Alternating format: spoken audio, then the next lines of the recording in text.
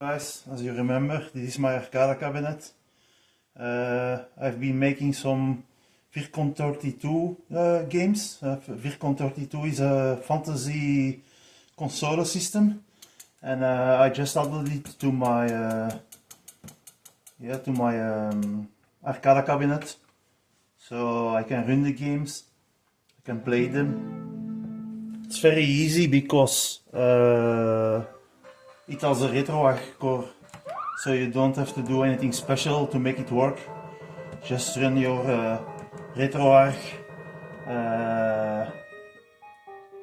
core as usual and set it up in your front end.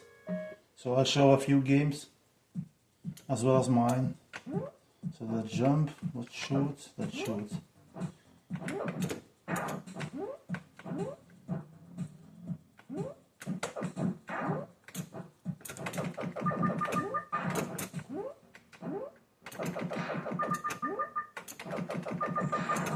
Oh, you can jump down, did not know that. There aren't too many games made for it, for the console. I'm not sure, I think there's a steep learning curve for most people compared to Pico 8 or TK80 or so, as you need to use a C compiler, and not many people are familiar with C. It's also not the GNU GCC compilers, but it's a compiler created by the Vircon dev himself. It creates assembler code. Let me show a different game. This is a game I'm currently working on, but I can't release it yet because I'm waiting on confirmation that I can use the audio, so the sounds. It's basically the little Formula 1 game I made on other systems. The only difference is I adapted the graphics for 640 by 360, which is the resolution of the Vircon system. And I removed the Game & Watch logo. And I also added, I changed the sounds because I want them to be using an open source license, and I added the start sound and the game over sound compared to the Playdate version and the SDL version, which I released already. It's a simple game. It mimics those old style LCD games from in the past. And the higher your score, the faster the enemy cars will go. So in the beginning it goes relatively slow, but when you reach 1000 or 2000 points it will go faster and faster. And you can play it with basically one hand because you only need left and right to move the car, and sometimes pressing the A button. The A button being the button on the Vircon32 Virtual Console. Well, Fantasy Console. So let's see if I can reach the higher speeds. I will probably release this in the near future. Once I got approval from Mazethingie, because I'm using currently sounds from one of his simulators, and I emailed him to ask if it was okay. It's going already a bit faster.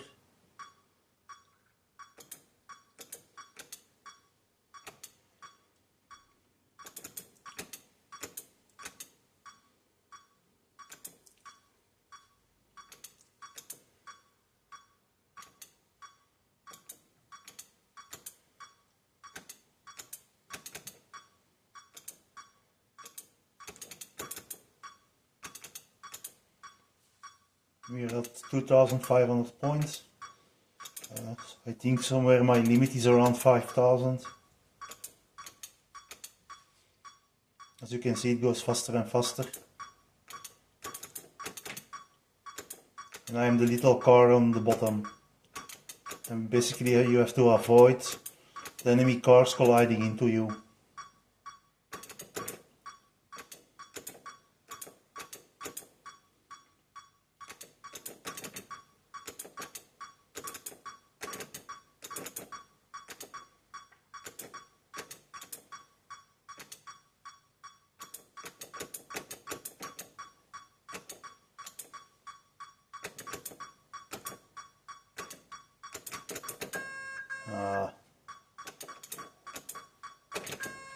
So yeah, that was a score of 4,370. I'll show some other games. Jellyfish is also a game someone created. It looks nice. You basically have to avoid, I think, the enemy fish. The Vircon Virtual Console has 4 inputs. 4 gamepads. Let me check first which are the buttons. Okay, so it has 4 gamepads. Each gamepad has a D-pad and I think 7 buttons. There's no L2 or R2, but it isn't required either. So basically in Jellyfish, you are the jellyfish and you can go higher by pressing the A button, and you have to avoid colliding into the fish and go as far as you can. So I'll try another game. If you don't press the A button to go up, you will go down. And the further you reach to the right, the higher your score will be.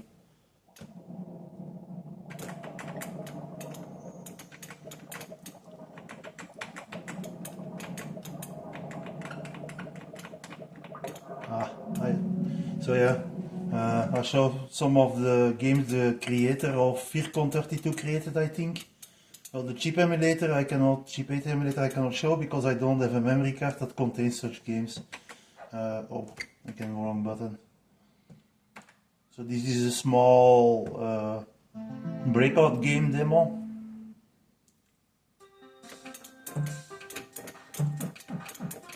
You cannot die. I think it's a demo because it will bounce off the bottom. But it gives you some idea of what kind of games you can make. It's a 32-bit console. You can have really big games, the ROMs I mean, and you can save up to 1 MB in the memory card for your games. Each game has its own memory card. Oh, well, at least you can create it so. What else?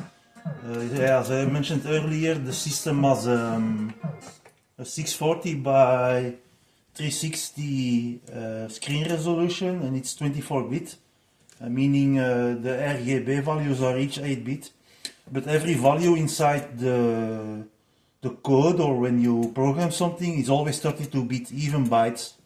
So let me see, the Mahjong game is also nice. Keep pressing the wrong button. This is also created by the creator of Vircon32. Let me try something simple. So basically you need to find matching tiles and they need to be, I think, on the sides. So for example, like this one won't work, I think. Okay. They have to be in a free position. It's really hard. You can press the X button to show a hint, and then you can select them. So you can basically cheat a bit. And like you can show another hint. And you keep on removing as long as there are no tiles left. In theory you should be able to finish it. I'm not so familiar with Mahjong games. So this one should work also. If I go back, you can see you can choose between different starting position like the pyramids or the castle. And it makes it, I'm not sure if it makes it more difficult or not. It depends on the shape, I think. So Mazethingie, that's the first game I made for the system. Well, I made the game already a long time ago on the GP2X, and also a version in Micro Studio. Basically, you can select the size of the maze, and then you can try to solve them. So you're the little red dot, and you need to try to reach the exit on the top left. For such 10 by 10 mazes, it's really simple, but if you go back and you make it to the maximum, it will be much harder. And also take a long time to solve it, because if you see here, you will be in any wrong positions. So it's a very simple game, no audio, just a basic maze generator, and you need to solve it. I also made another game, Rubido, which has recently been released.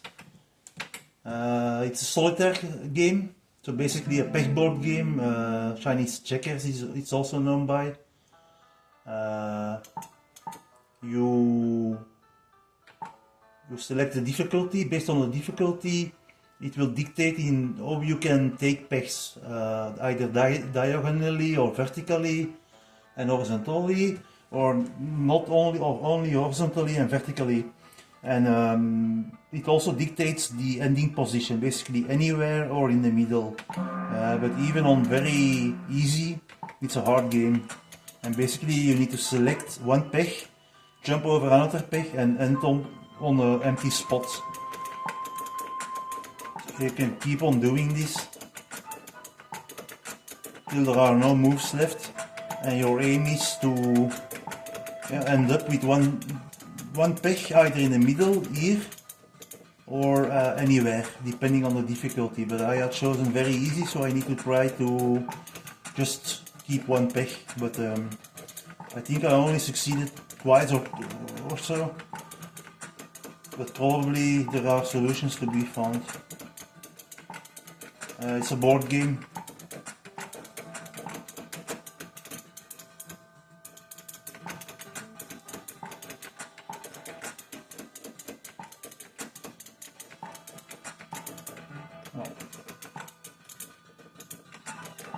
So now I will end.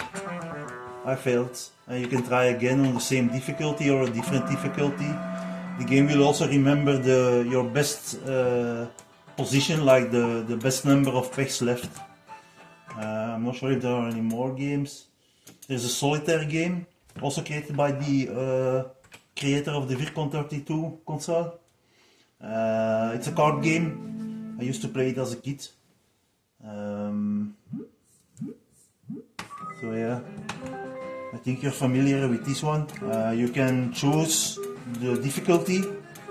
I think I used to play it with drawing 3 cards, but that may be too hard to win the game. So let's try normal. And then yeah, it's basically the card game, solitaire. So you have to put the red ones on the black ones, and they need to follow the order. So currently the 9 can go on the 10, and that's about it. And if you cannot move, you take other cards. Oh, which button do I need to press? X. 6 I can take on the 7. The aces you can put here, and the aim of the game is to put everything here from ace down to number 2, I think, or from ace till the king. I think it's still the king. It goes from low to high. And basically you keep on repeating this till you either run out of moves or solved it.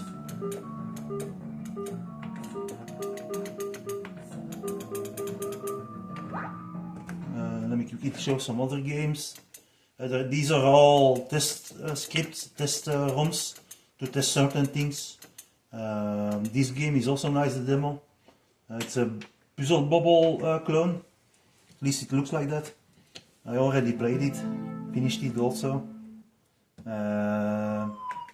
So basically, I think you're familiar with the concept, but you need to take your the little ball needs to match the other balls in the playfield, and you choose the direction the ball goes. But it isn't so easy sometimes. It's a nice implementation.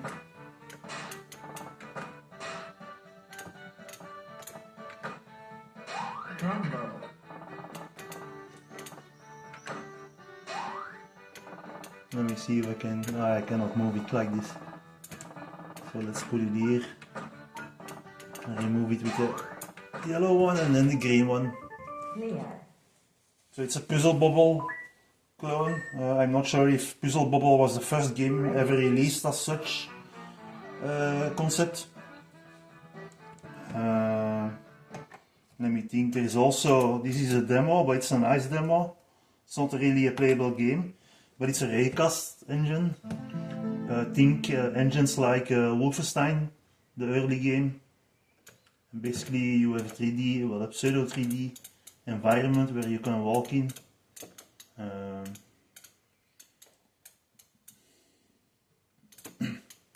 It's just a demo, but it's nice.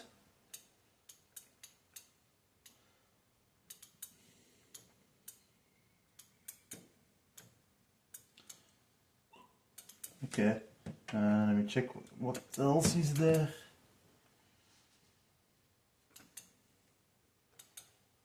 More on the water.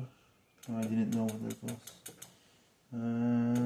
Solitaire we saw, simple tennis. So I think it's not created by the owner, I'm not sure, by the creator, but by some person that created a game for the console. This is a Pong variant. It's called simple tennis, but it's basically Pong. A two-player Pong actually.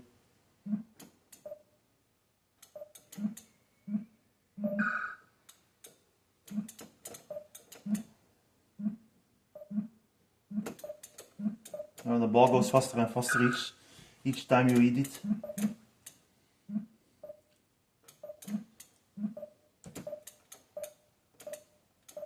It reaches the maximum speed also. There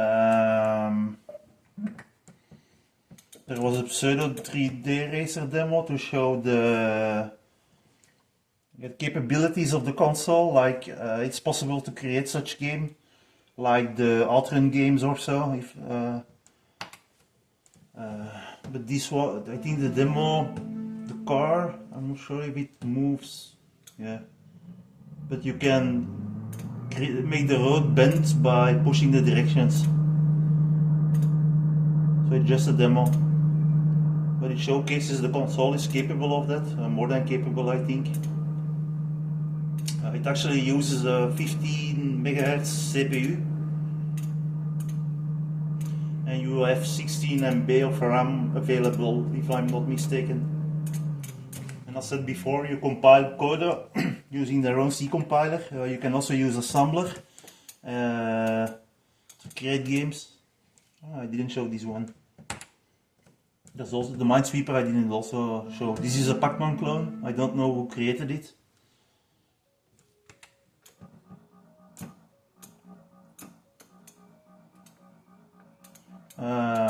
The Vircon console system is also different from TK80 or Pico 8. Basically, Pico 8 and TK80 are also fantasy console systems, but they use a scripting language. And I'm not sure if there are any limitations on the speed with those, but this works more like a real console. Basically, you have the BIOS controls everything. The BIOS defines the functions and so, as well as the CPU. The CPU also is custom made, like it doesn't exist in real time. It didn't use Z80 or some other chipset. Well, CPU that existed. So it wouldn't be easy to recreate this in real hardware, because potentially the chip does not exist. You could emulate it, I think, or you could create it in FPGA hardware, but I'm not sure how easy that would be. So this is a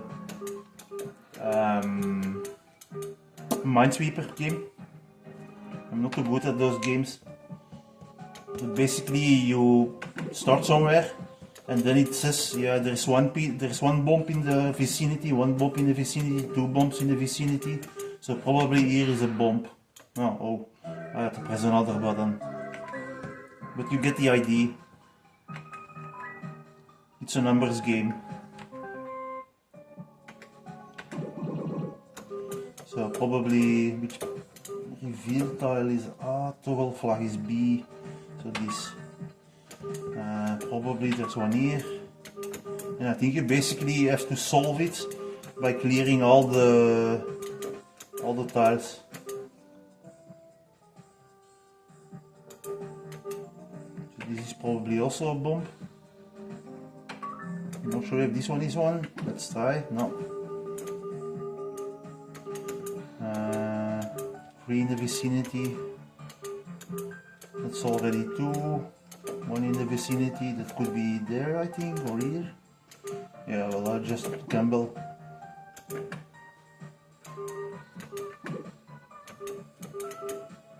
So yeah, you get the idea. Which game there is? There's a memory game someone created, but I found it on GitHub. Someone created it.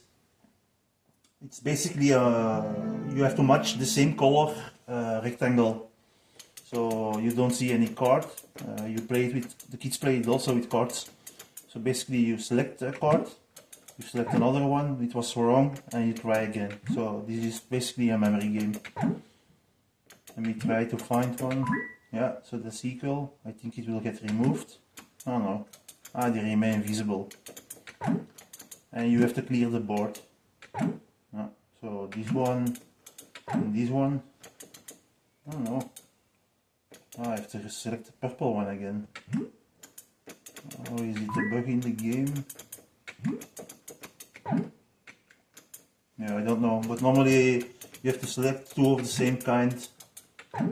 But it's green and yellow. So which one was it? No, that's not it, and it's this. No, I cannot see it so good. I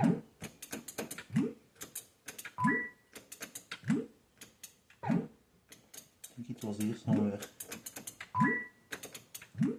I wonder what happens if you clear the board. No, it's a lighter. This one. This one. Maybe this one and yeah, and this one I had also.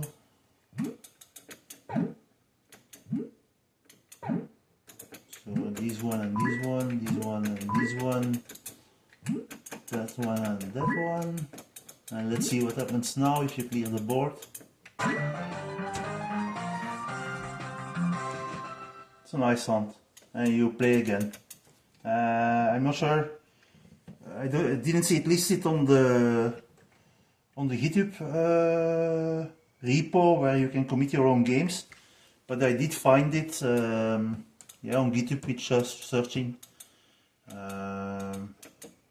There's the basic platformer game. It's used as an example also.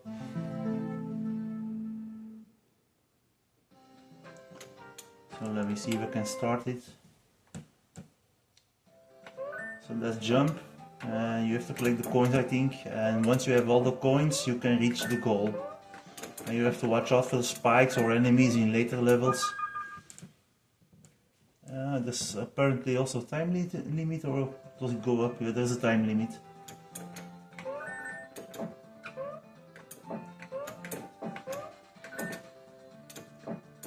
I'm not sure where the goal is. Cool. Can you destroy them? Not sure. No, doesn't seem so.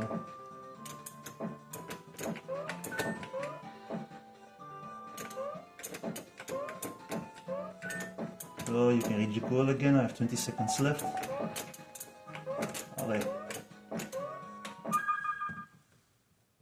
The demo games the author created are really nice. Lots of polish.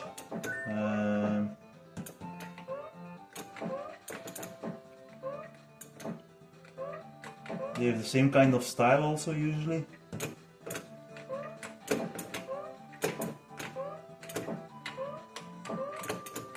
Oh. So yeah, this was the video.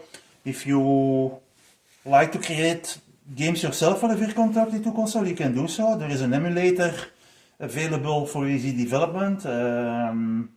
You can download the development tools from the Vircon32 website. Just Google it. I think it's www.vircon32.com if I am not mistaken.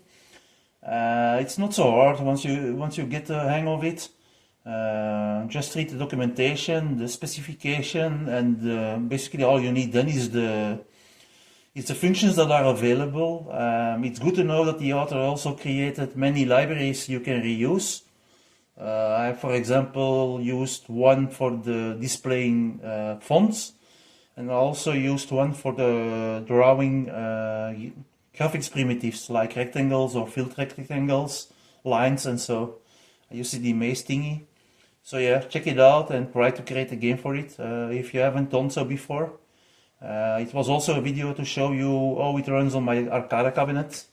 And if you wait long enough, but I won't have the time, you can see it also running, showing some screenshots of it. So yeah guys, that was it. Have fun. Until next time.